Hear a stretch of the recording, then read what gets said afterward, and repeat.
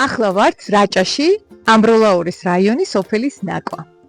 ნაკვა გამოირჩევა ჩანჩქერებით, მაგრამ სანამ ჩანჩქერებს მიგიყვანთ და გაჩვენებთ ამ ულამაზეს ორ ჩანჩქერს, მანამდე უნდა წავიდეთ გვერდაში. ჩვენ აი ამ ტყეს, აი ამ გზაზე რომ ახვალთ და იქეთ ტყე, ავეძახით გვერდას. რატომ დაერქვა ამ ადგილს გვერდა? გვერდით ტყე. ალბათ ამას გულისხმობთ. ხეები ძალიან ახლოს არის უკვე გადმოსული გზასთან და მახსოვს რომ ნაძვები, პატარა ნაძვებიც კი ამოსული აი აქ რომ შევუყვებით ახლა ამ ადგილს.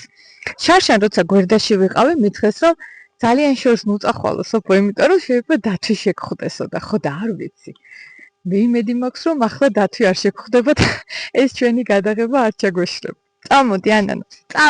წავედით. ანანო ჩემო მიერთდა და ახლა მივდივართ გვერდაში და გაჩვენებთ როგორი ლამაზი გადმოსახედია.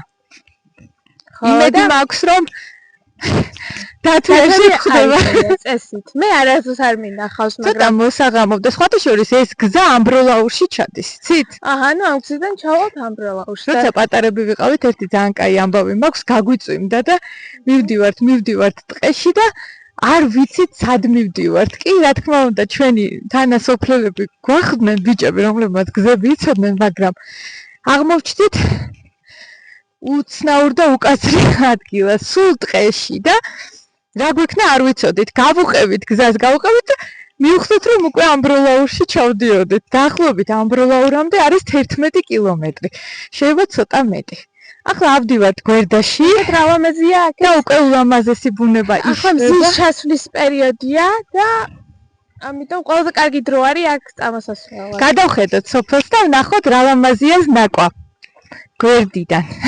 ხო, ბავშვობაში კიდე აქ ამ ადგილას სულ ვეძებდით წითელ ქვებს. აი წითელი ქვები რო ერთმანეთზე გახახუნებით, ცეცხლი უნდა აგვენთო, მაგრამ რა ვიცი, მე არასდროს არ ამინთია. თუ ვიპოვეთ, გაჩვენებთ. ჩვენ სოფელში არის ქვიანი გზა და ზუსტად ეს მოგწონს, რომ არის ქვიანი გზა. ვანახოთ? გირჩები. ჩვენი ოპერატორი ნიკუშა და ანდრია, რომელიც გვერდაში წამოყვა და გვიცავს. ნიკუშა და ანდრია გვიცავს დათვებისა და ძაღლებისგან. აი ასეთი ბილიკი მიდის, ქვიანი, რომელიც ჩვენი სოფლისთვის არის ასეთი ქვა, დამახასიათებელი. აი, წითელი ქვები. უზარმაზარი მთები გვაკრავს ირგვლივ და ჰაერი არის ჟანგბადი. ბევრი. აქ სუნთქადის. აი აქ პატარა ადგილია, საიდანაც კარგად გამოჩნდება ჩვენი სოფელი. კიდე იქითაც არის, მე მგონი კარგად გადმოსახედოთ. გადმოსახედი. მე ფოტოებსაც გადავიღებთ, ხო? ფოტოებს გადავიღებთ აუცილებლად. აი აქეთ. ქვიანი ბილიკი. საფი, ყველაზე მეტად რომელი ადგილი გახსოვს ბავშვობიდან ნაკვაში? ნაკვაში გვერდა და წყლის თავა, სადაც აუცილებლად ვაჩვენებთ. სიწყალასაც ეძახიან, რომელსაც აუცილებლად ვაჩვენებთ ჩვენ გამომწერებს, იმიტომ რომ ძალიან ცივი და მიწვევებიც არის დადებული სიწყალაზე, რომ ერთი წუთი თუ გაჩერდება. ხო, და რა თქმა უნდა, როცა სტუმრები მოდიან სოფელში და პირველად არიან, მათ არ იციან, რომ ერთი წუთი იმ წყალში ვერ გაძლებენ და ასე რომ სულ ჩვენ ვიგებდით. და არის როგორი ცივი წყალი. ბილიკი სხვათა შორის ეს გზა უფრო ფართე იყო, მაგრამ ყე ჩამოვიდა. ნახე როგორი აჩვენე ნიკუში, როგორი ნაძვებია, სულ ახალი ამოსული. ნახეთ როგორი ახალი ბავშვობაში უფრო დიდი მეჩვენებოდა, ხო? პატარა რო ხარ, უფრო დიდებული გეჩვენება ყველაფერი. აი მგონი ავედით იმ ადგილას იქნებ აი ღამურა, მე მგონი. ღამურა სხვათა შორის ადრე თავზე ვიხურდით ხოლმე ქუდებს და აი აქედან ნიკუშ. იქნებ ჩვენი სოფელი დავანახოთ. აი აქ გავიდეთ და აქედან ჩანს. აი ესეთი ლამაზი სოფელი გვაქვს უზარმაზარი მთებით. და მგონი ახლა ჯობია დავბრუნდეთ.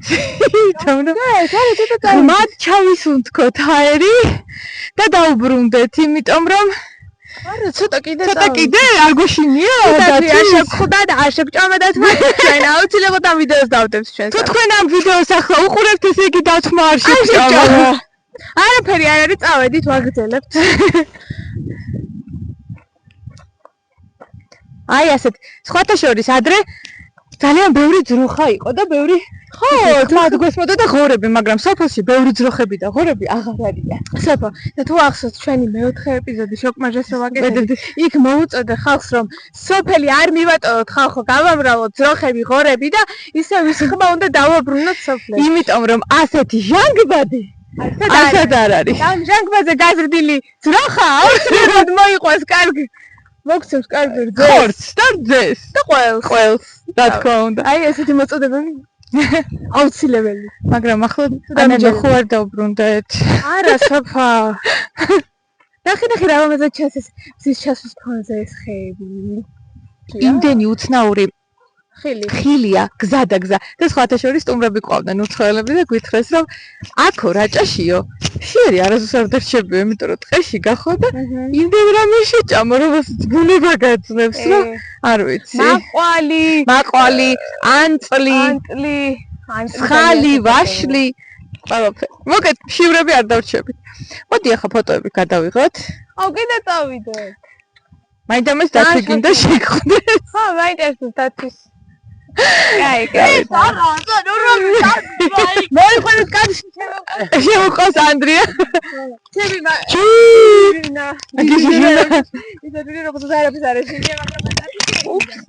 მიკროფონი შეეწირა ამ ვიდეოს და დამიგდა. დაცვა ერთად შეეწირა მიკროფონი ამ ვიდეოს. გაჩხეთ ახლა მიკროფონი. ხო, მიდივართ. ცივწყალაზე, წყლის თავაზე. ვიგეა? მიწვას. და მერე ჩანჩქერზე. შეჯოკეს. ჩავარდება ცივწყალაში. ნიკუშა. ეს არის ჯვარი. ჯვარს ვეძახდით ადგილს, სადაც ვიკრიბებოდით ყოველ საღამოს და ეს ადგილი სავსე იყო ბავშვებით. ოღონდ სხვადასხვა ასაკის ახალგაზრდები ძირითადად და მერე შემოგვიერთდებოდნენ ჩვენი ბებიები, ბაბუები. ჩვენი მშობლები და ყველას თავისი ადგილი ჰქონდა. აქ ერთი ჯვარია. ძალიან დიდი ჯვარი იყო. ხის და ამიტომ ამ ადგილს ეწოდებოდა ჯვარი და სად მიდიხარ საღამოს რო გვეტყოდნენ სახლიდან რო გამოვიპრანჭებოდეთ, ჩავიცვამდეთ. სად მიდიხარ ჯვარზე. და ეს იყო ადგილი, სადაც ყოველ საღამოს ძალიან ბევრი ადამიანი ერთმანეთს ეფერებოდა და ეხუტებოდა. რაჭაში სანამ ჩამოვალთ, მანამდე ვეკავთ ხოლმე და ეზოს გვიჩიბავენ, იმიტომ რომ აქ იმხელა ბალახია, რომ ვერ შემოხვალ, მაგრამ მერე უკვე მოთიბულს გვეუბნებიან, რომ მოდი ახლა და თქვენ თვითონ მოაგროვეთ ეს თიბაო და აი ასე საღამოს მზე რო გადავა, ვაგროვებთ თივას. აუ, ახლა როგორ გაუკვირდებათ ჩემს. აი ამ ფორჩვით რომ დამინახავე, ჩვენ უნდა მოვაგროვოთ თივა და მერე დავწვათ.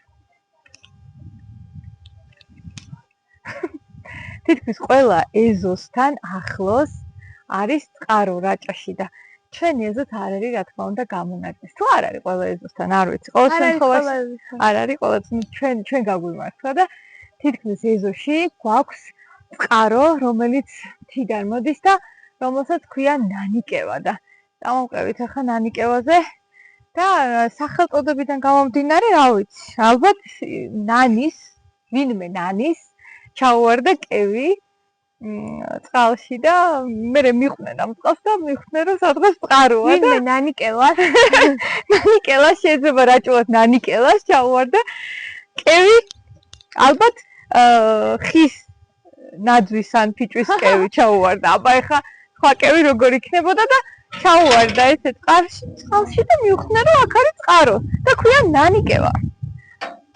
ავედით ნანიკევაზე, აუცილებლად დავხუროთ. ჩავკეტოთ ეს კარი, თორე შეიძლება ძროხები შევიდნენ. ჩავკეტ. ან წამოგვეწევდა. ეზე შევიდნენ. მოვდივართ. აქ გვაქვს კიდე ეს ტრადიცია, რომ ბავშვობაშიც ვაკეთებდით. ვაიმე მე მგონი მართლა არიან ძროხები და ვაიმე არ ვიცი. არა არიან. და აქ ესე ვაკეთებდით, რომ ეს თქვათ ვაიმე წერების და ქვეწარმავლების ასწინებ. აგერ არის ძროხა დაგანახეთ. ძროხა.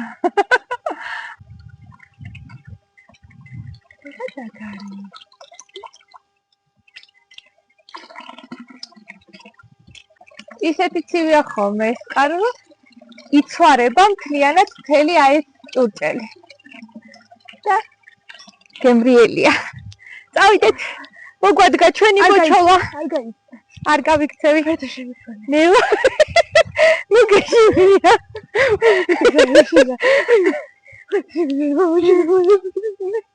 ნეტა მისი მოჩოლა იყო. ნუ გეშინიათ. აი შემეძინა. იმიტომ რომ ბავშვების მე რო ხალხობნა მინახავს. კარგი ანანო რა. როგორ არ მინახავს კაცო ხა ეგეთ კი არა საქმე უბრალოდ. აი მოვიტარეთ ეხა ჩავასხათ. სამისი რეკითები და წამოვიდე. მოდი ჩაკრონა ბებიას ზითვი 150 წლის კომოდი აღარ შევღებეთ. აღარ გადავუსვით საღებავი, უბრალოდ გავაპრიალეთ და ეს ისე ლამაზი ადგილი მოუძებნეთ ჩვენს ფანჩატურში. მარიამობას რაჭიდან გილოცავთ ყოველწელს და შეგახსენებთ როგორ უნდა მოამზადოთ ნამდვილი რაჭული ლობიანი.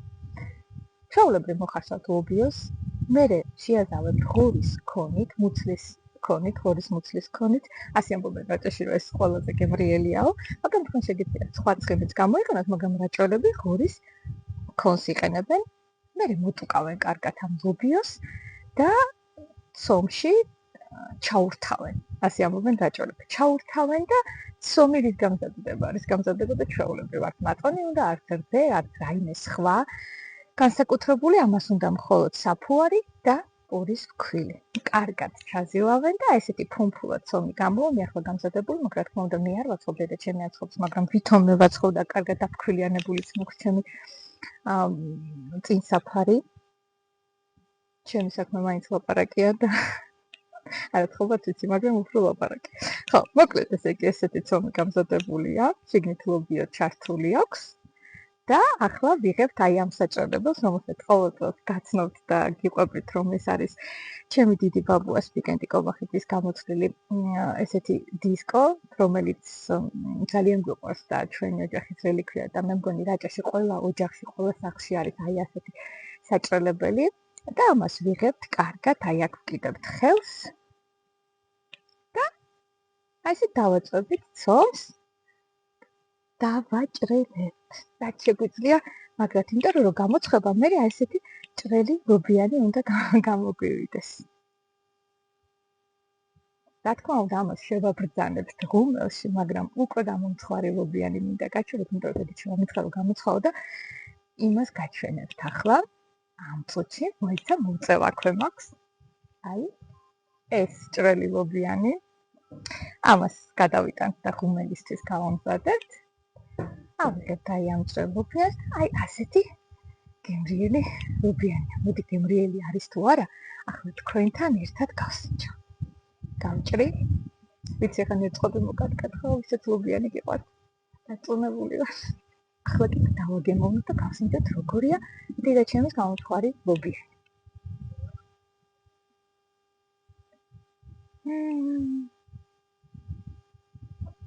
მართლა სამოთხია. რაჭაში. აი მიკორწმინდაშიც მოვედით. მიკორწმინდის ტაძარი. ჩემი საყვარლესი ტაძარია. სადაც ჩუქურთმა არ მეორდება აი ამ ტაძრის კედლებზე. ამით გამარჯვება მიკორწმინდის ტაძარი.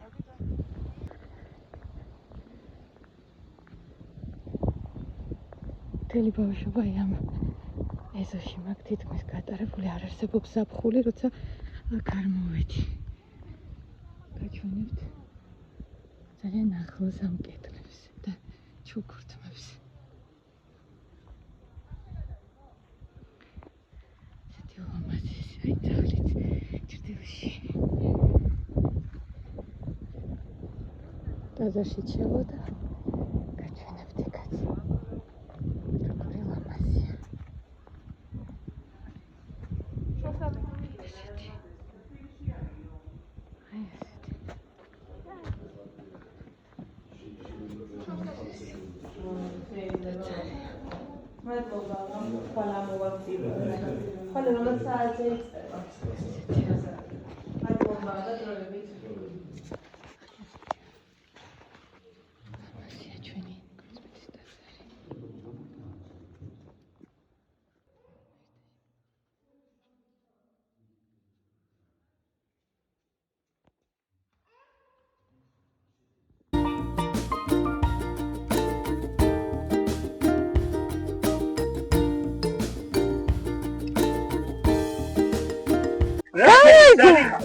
ჩანჩქერზე.